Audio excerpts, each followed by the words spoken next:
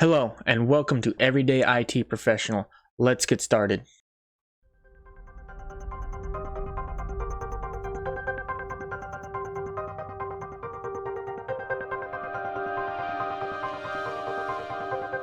Hello, and welcome to the very first video of Everyday IT Professional. This video is strictly an introduction to what to expect from me and this channel moving forward. The topics we're going to cover today are three things. We're going to cover the overall topics and the subject material of the videos. We're going to cover a brief background about myself. And then the end is going to be, why am I doing this? So the videos overall are going to cover really heavily Cisco networking, physical and virtual labs, and what to expect out of each, both physical and virtual, how they work with each other, how you can get them to work with each other. The other aspect is going to be servers, such as Windows, Linux, VMware, setting up that VMware system to host multiple servers if you're limited on hardware. And within those servers, we're going to look at services such as DHCP, remote desktop, Active Directory, file and print sharing, and other services within the server infrastructure. Last, we're going to look at the everyday PC uses and troubleshooting. That's going to be, just to help the everyday person out, right? If I find something cool about Excel that we want to share or do a brief tutorial on PowerPoint, great. Maybe we're running into an issue with a Windows update that keeps failing, right? We're going to troubleshoot that and work through that as well. A brief background about myself. So I started working with Cisco networking in 2005 in the technical school I went to.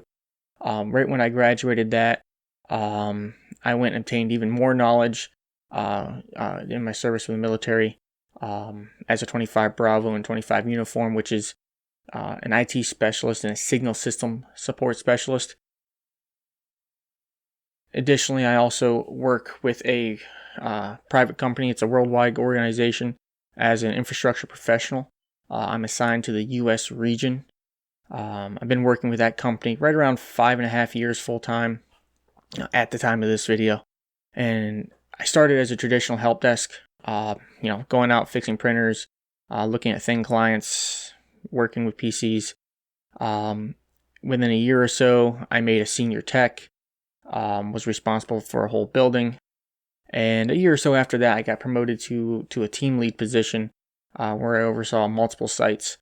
So shortly after that, another year or so, I started working with the U.S. infrastructure team as their network guy, and I since transitioned to that role full time.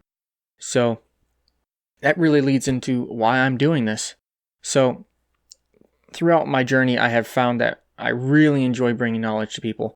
The military gave me that satisfaction working with, junior enlisted as a team lead in the company I work for. They also, I was always training the people underneath me. And that's really why I'm doing this. I love giving back and seeing people succeed and grow their knowledge. My goal overall is to produce as much live style videos for you as much as possible. Personally, I hate the tutorials or the videos of, hey, you can do this and this is how you do it, but it's cut together and post edited. If they skip a page because they cut it out in the post editing, it doesn't help the person who's actually doing that in a production environment or getting ready to put it into a production environment. Or if they mess up, and they got to troubleshoot a situation, you put an IP address on a wrong router interface. That's part of the troubleshooting process, right? And troubleshooting is a skill set, right? So we want to make sure we capture that process, right? Everybody makes mistakes. Sometimes you just, got to work through them. So you're not going to be seeing a lot of cut editing. You're gonna see me stuttering over myself. You're gonna see me going back and having to fix things once in a while. Like I said, everyone makes mistakes, and that's just teaching you the troubleshooting process. So, thank you. I hope you're going to enjoy this channel, and hope to see you soon.